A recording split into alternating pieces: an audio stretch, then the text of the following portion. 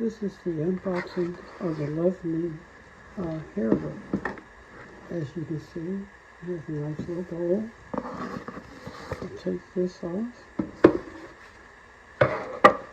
Then inside, it has that. And there was a net over this, but I took it out. There's the wig itself.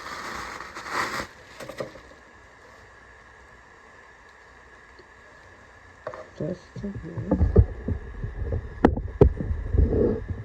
And then along with it comes the net to put it in. You get the Luvmehair band.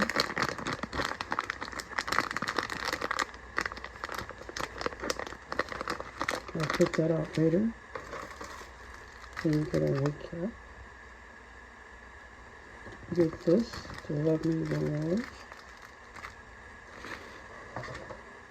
You get a baby hair brush.